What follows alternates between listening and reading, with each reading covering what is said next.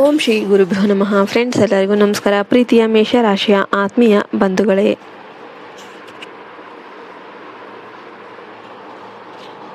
ಇಂದು ನಾವು ರಾಶಿ ಚಕ್ರದ ಮೊದಲ ರಾಶಿಯಾದ ಮೇಷರಾಶಿಯವರ ಬಗ್ಗೆ ಮಾತನಾಡಲಿದ್ದೇವೆ.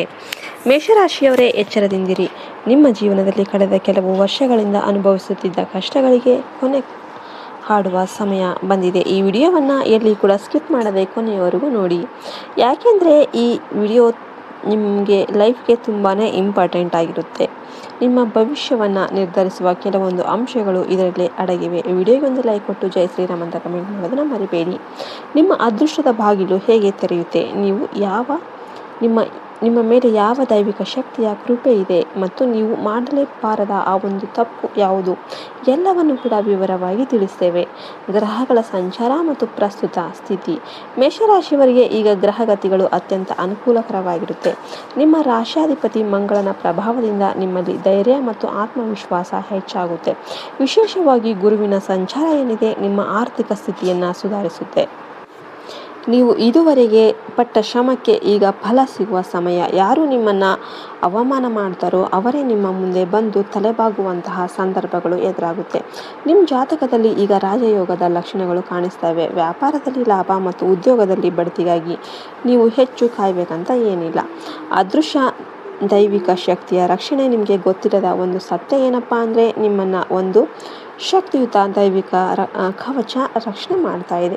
ನೀವು ಹತಾಶರಾದಾಗ, ಇನ್ನೇನು ಮುಗೀತು ಅಂದ್ಕೊಂಡಾಗ ಯಾರೋ ಒಬ್ಬರು ಬಂದು ನಿಮಗೆ ಸಹಾಯ ಮಾಡಿರಬಹುದು ಅಥವಾ ಅನಿರೀಕ್ಷಿತವಾಗಿ ಸಮಸ್ಯೆ ಬಗೆಹರಿಸ್ಬೋದು. ಇದು ಸಾಕ್ಷಾತ್ ಸುಬ್ರಹ್ಮಣ್ಯ ಸ್ವಾಮಿ ಅಥವಾ ನಿಮ್ಮ ಕುಲದೇವತೆಯ ಅನುಗ್ರಹ. ಈ ಶಕ್ತಿ ನಿಮ್ಮ ಶತ್ರುಗಳ ಕುತಂತ್ರಗಳನ್ನು ನಿರರ್ಥಕಗೊಳಿಸುತ್ತೆ.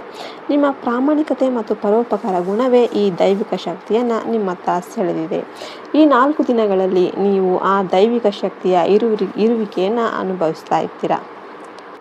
ಶತ್ರುಗಳ ಬಗ್ಗೆ ಎಚ್ಚರಿಕೆ ಮತ್ತು ಜಾಗ್ರತೆ. ಸಕಾರಾತ್ಮಕ ಬದಲಾವಣೆಗಳ ನಡುವೆ ನೀವು ಒಂದು ವಿಷಯದಲ್ಲಿ ಬಹಳ ಎಚ್ಚರಿಕೆಯಿಂದ ಇರಬೇಕು. ಮೇಷರಾಶಿಯವರು ಅತಿಯಾಗಿ ಜನರನ್ನು ನಂಬ್ತಾರೆ. ನಿಮ್ಮ ಹತ್ತಿರದವರೇ ನಿಮ್ಮ ಪ್ರಗತಿಯನ್ನು ಕಂಡು ಹೊಟ್ಟೆ ಕಿಚ್ಚು ಪಡ್ತಾ ಇರ್ತಾರೆ. ವಿಶೇಷವಾಗಿ SR ಮತ್ತು V ಅಕ್ಷರದಿಂದ ಪ್ರಾರಂಭವಾಗ್ತಿರುವ ವ್ಯಕ್ತಿಗಳ ಬಗ್ಗೆ ಸ್ವಲ್ಪ ನಿಗಾವನ್ನು ವಹಿಸಿ. ಎಲ್ಲರೊಂದಿಗೂ ಕೂಡ ಹಂಚಿಕೊಳ್ಳೋದಕ್ಕೆ ಹೋಗಬೇಡಿ. ನಿಮ್ಮ ಮುಂದಿನ ಪ್ಲ್ಯಾನ್ಗಳನ್ನು ಗುಪ್ತವಾಗಿಡಿ. ಅತಿಯಾದ ನಂಬಿಕೆ ನಿಮಗೆ ದ್ರೋಹ ತರಬಹುದು. ನಿಮ್ಮ ಮನೆಯೊಳಗೆ ಋಣಾತ್ಮಕ ಶಕ್ತಿ ಪ್ರವೇಶ ಮಾಡದಂತೆ ನೋಡಿಕೊಳ್ಳಿ. ಮನೆಯ ಹೊಸ್ತಿಲನ್ನು ಸ್ವಚ್ಛವಾಗಿಟ್ಕೊಳ್ಳೋದು ಮತ್ತು ಸಂಜೆ ದೀಪ ಹಚ್ಚೋದು ಬಹಳ ಮುಖ್ಯವಾಗಿರುತ್ತೆ. ನೀವು ಮಾಡಬೇಕಾದ ಪರಿಹಾರಗಳು ಏನೇನು? ನಿಮ್ಮ ಅದೃಷ್ಟವನ್ನು ಮತ್ತಷ್ಟು ಪ್ರಬಲಪಡಿಸೋದಕ್ಕೆ ಈ ಕೆಳಗಿನ ಕೆಲಸಗಳನ್ನು ತಪ್ಪದೆ ಮಾಡಿ. ಮಂಗಳವಾರದ ಉಪವಾಸ. ಸಾಧ್ಯವಾದರೆ ಮಂಗಳವಾರದ ದಿನ ಸುಬ್ರಹ್ಮಣ್ಯ ಸ್ವಾಮಿಯ ದರ್ಶನ ಮಾಡಿ ಅಥವಾ ಮನೆಯಲ್ಲೇ ಕೆಂಪು ಹೂಗಳಿಂದ ಪೂಜೆ ಮಾಡಿ. ದಾನ. ಬಡವರಿಗೆ ಅಥವಾ ಅಗತ್ಯ ಇರೋರಿಗೆ ಕೆಂಪು ಬಣ್ಣದ ಧಾನ್ಯಗಳನ್ನು, ತೊಗರುಬೇಳೆ ದಾನ ಮಾಡಿ. ಹನುಮಾನ್ ಚಾಲಿಸ. ಪ್ರತಿದಿನ ಬೆಳಿಗ್ಗೆ ಅಥವಾ ಸಂಜೆ ಹನುಮಾನ್ ಚಾಲಿಸ ಪಠಿಸೋದ್ರಿಂದ ನಿಮ್ಮಲ್ಲಿರುವ ಭಯ ಮತ್ತು ಆತಂಕ ದೂರವಾಗುತ್ತೆ. ಕೋಪ ನಿಯಂತ್ರಣ. ಮೇಷರಾಶಿಯವರಿಗೆ ಆತುರ ಹೆಚ್ಚು. ಈ 4 ದಿನಗಳಲ್ಲಿ ಯಾರ ಮೇಲೆ ಕೂಡ ಸಿಟ್ಟಾಗೋದಕ್ಕೆ ಹೋಗಬೇಡಿ. ಶಾಂತವಾಗಿದ್ದಷ್ಟು ಯಶಸ್ಸು ನಿಮ್ಮನ್ನು ಹುಡುಕಿಕೊಂಡು ಬರುತ್ತೆ. ಮೇಷರಾಶಿಯವರೇ, ಈ ಸಮಯ ನಿಮ್ಮ ಬದುಕಿನ ಬಂಗಾರದ ಕಾಲ. ನಿಮ್ಮ ಮೇಲೆ ದೈವಿಕ ಕೃಪೆ ಇದೆ, ಗ್ರಹಗಳ ಬೆಂಬಲವಿದೆ. ಆತ್ಮವಿಶ್ವಾಸದಿಂದ ಮುನ್ನಡೆಯಿರಿ. ನಿಮಗೆ ಈ ಮಾಹಿತಿ ಇಷ್ಟ ಆಯ್ತು ಅಂದರೆ ವಿಡಿಯೋಗೆ ಲೈಕ್ ಮಾಡಿ ಮತ್ತು ನಿಮ್ಮ ಮೇಷರಾಶಿಯ ಫ್ರೆಂಡ್ಸ್ ಜೊತೆ ಶೇರ್ ಮಾಡಿ. ನಿಮ್ಮ ಅನಿಸಿಕೆಗಳನ್ನು ಕಮೆಂಟ್ ಮೂಲಕ ನಮಗೆ ತಿಳಿಸಿ. ವಿಡಿಯೋಗೆ ಒಂದು ಲೈಕ್ ಮಾಡಿ ಜೈ ಶ್ರೀರಾಮ್ ಅಂತ ಕಮೆಂಟ್ ಮಾಡೋದನ್ನು ಮರಿಬೇಡಿ. ಜೈ ಹಿಂದ್, ಜೈ ಭಾರತ್ ಮಾತೆ. ಹರಿ ಓಂ ತತ್ಸತ್. ಸರ್ವೇ ಜನೋ ಸುಖಿನೋ ಭವಂತು.